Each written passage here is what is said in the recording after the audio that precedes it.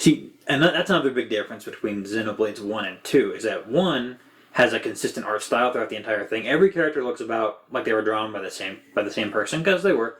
But 2, all of the blades and such, they were drawn almost to the letter, each one by a different artist. Mm-hmm. Some artists did more than one, but that makes them all look unique, which is an acquired taste, I think. Yes. But I kind of like it.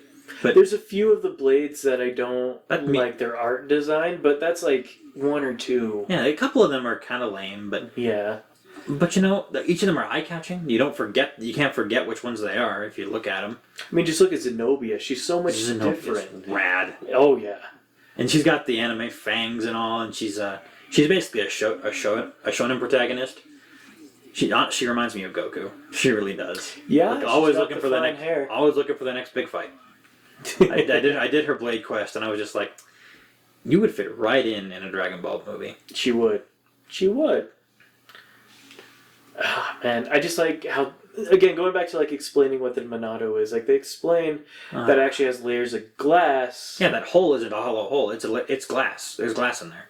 Like it looks like a hole, but like they explain that the reason why the symbols come up and why it changes is because of all the fine glass on the inside that just kind of, it layers out the symbols, and that's a nice touch to add. They could have just went, oh, it just has these symbols that appear in the center, but no, they had to go like the extra step and go, here's why. Mm-hmm. Thank God. It's my girl. It's Fiora. I love her to death. It's our girl. I love her. Yeah, I prefer her over Melia in a lot of ways. We're gonna get shot for that, but we are. I feel like I look at that. How could you not love that? She's precious.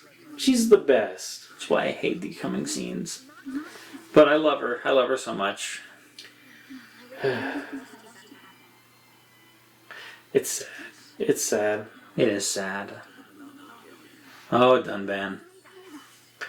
Yeah, protective little sister. Right? I think that's fantastic. I love that trope. But anyway, she's the mother to Shulk basically, but like this little sister to Dunbar. Well, she is Dunban's little sister. Yeah, they're actually siblings. Yeah, I know that. Which is interesting because they look nothing alike. But well, I mean that's like an anime trope too, because there will be a lot of siblings that don't look like each other. That's true. But end up being like related, which is why some. No, I'm not going to get into that.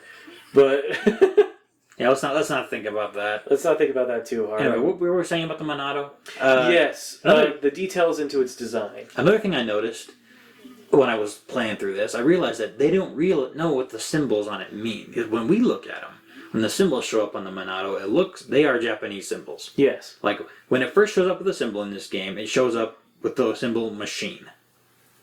And the symbol for machine. But then later on, this is kind of a semi-spoiler, but later on, it comes up with a symbol that means people. Mm-hmm. So, I think and they're Japanese symbols, but they don't know what they mean. Which ties into its history. Into its origins, where it came from, because, yeah, another minor spoiler, but yeah, it's not quite from this world. It's called it's a Xenoblade, otherwise known as Alien Sword. And here's the thing, too. Like, it's not much of a spoiler, because a lot of people are watching, like, here's the range. Here's the range that I see of people who are watching this right now, is if we explain like the history of like where all this came from, it doesn't tell you or go into whole detail how it all connects. Yep. Because even you and I, Matt, we've gone through the history of Xenoblade, trying to figure out where it all connects, how it all leads up to whatnot, where it connects to Xenoblade X. Yep, we know our lore, and holy crap, X is a stretch. It is a huge stretch. I mean, 1 and 2 are connected pretty consistently, but X is way out there. That's why I think X is like a precursor to both of those worlds. It's a possibility. Then again, X in Japanese, or at least their form of X, means cross, so it's a cross of something. Yep. So it could be the link between the two. It could be a precursor to 2. It could be a precursor to 1. I'm going to have to brush up on like the... I want to say it's closer to 2, mostly because of the worlds of 1 and 2. If you're watching this, you probably know most of the story, but here's the thing about Xenoblades 1 and 2. They take place in 2 different universes, and the origins of these universes are... 1 was Earth once. Yes. Well, not 1. Excuse me. 2. 2 was Earth. 2 was Earth once. This universe, Xenoblade 1's universe, is a completely different universe made by somebody else. That's kind of an offshoot of the original. which is why the two Titans are explained in the opening. In the opening, are from. They actually explained that in 2 at the end of 2. Yeah, at the end of 2, where they came from and who they are, because and why they're fighting. Because one exists parallel to 2 because a certain someone, wanted to try and play God, and that's one of the big themes of these games is man versus God. I mean, that's most JRPGs, though. That's a trope. Like Final Fantasy, you're always fighting a god. Hey guys, we're gonna watch Shulk pretend to eat a sandwich for a little bit. Oh yeah, I love this part. He's gonna pretend to eat a sandwich, kind of like how Rex. Shrek. Yes, Shrek. How Shrek from Xenoblade 2. yes, I meant Shrek. But no, like kind of like how in Xenoblade 2, when Rex pretended to eat a crab leg. Yeah. Because man, that's all kinds of cringe. Yeah, they could have animated that to where at least like bits and pieces of it would disappear. Like, come on, guys, is it that hard to animate? Like Kingdom Hearts 2 did it. Or even the ice cream was bitten, even on like, oh my goodness. But this is where it gets my girl. Oh, Fiora, come back to deliver. I'm not going to say much because it hasn't happened yet. I almost spoiled that. I am so sorry. Dude, button your lip. I will try. It's amazing. Oh, here we go. Sandwich time. You say that every day. But today is amazing. Oh, Shulk, you smooth talker, you. God damn, these two must have boned. Well, probably not yet. They must have. She wants to. But he's too busy digging through garbage and hanging out in his lab. Yeah, that's true. Because he's an oblivious anime boy, and that's what they do.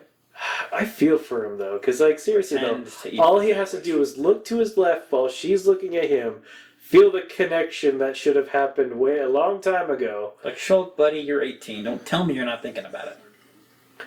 He's probably thinking about the Monato's power right now. Probably thinking about the stupid machine again. Ugh. I mean, go for the girl, man. Kudos for him, though. Because yeah. Shulk is like a reverse simp. Oh yeah. Like characters like him are just reverse simps. Like they'll never get it. Just oblivious boys. I mean, some people love that trope. Me personally, I'm just like, come on, man. It's like an itch that you can't scratch. It's an itch you can't scratch. When they lose it, it's like, well, you had your chance. Like, get it before you lose her, man. Come on, at least say something. Other than, you make amazing sandwiches. I mean, yeah, they are pretty amazing. Oh no, this is where it gets heavy. Uh-oh. Oh no, it's just them taking out the debris that falls every now and again. The one thing that I got to say about Xenoblade, Xenoblade 1, X, and 2, is the scaling. It's so big. It's the sense of scale. So big. Xenoblade 2 had moving parts of the Titans that you were on. Oh yeah, it's so cool. You can always... It's just... The concept of these games is so cool. And if anyone missed that part at the opening of this game, they live on a Titan. They certainly do. They live on a giant Titan. You probably saw it from like the fight with Dunban, and he... it kind of zooms in on the giant sword that they were fighting on. Yeah, and then you realize they're just fighting on two giant Titan corpses. Oh yeah, corpses, quote, virus and threat protection. And something else that I noticed was when you're moving around the Titan's waist belt, you end up in a swamp. Let that sink in for a moment. I'm not going to acknowledge that. They end up in a swamp when they're moving around the Titan's waist. Not going to acknowledge it. I did, and I instantly started like laughing out loud. Because then I realized it could be the ass, or it could be, the swamp ass. Wait a minute, isn't Bionis a female though? Bionis is a male. I thought Bionis was... Bionis is male, Mechonis is female. I swear it was the other way around. I'm not spoiling anything by saying that. Bionis is male, Mechonis is female. I believe you because you probably looked it up a lot closer to now than I did. Believe me, I know. Okay. It kind of blew my mind when I found out what happened, but I will tell you now, and this doesn't spoil anything, Mechonis is female. Okay, there we go. I thought it was the other way around. I thought Bionis was... I can't say her name. Don't say her name. I'm not saying her name. Don't invoke her name. I'm not invoking the name. But does that really matter though? I think auto run. Well, I guess because like it's not much. Because if that's like more of like a deep lore thing. I guess maybe we can do a spoiler warning right here. Yeah. Like, hey, spoiler warning. For the next like 5 minutes or so, we might end up talking about it. So if you don't want to hear about it, skip. But yeah, Mechonis is. I'm going to give you like 5 seconds to just do that. Yes. Ready? And go. Okay, Mechonis is Maineth. And Bionis is Zanza. That's right. That's right. Oh boy.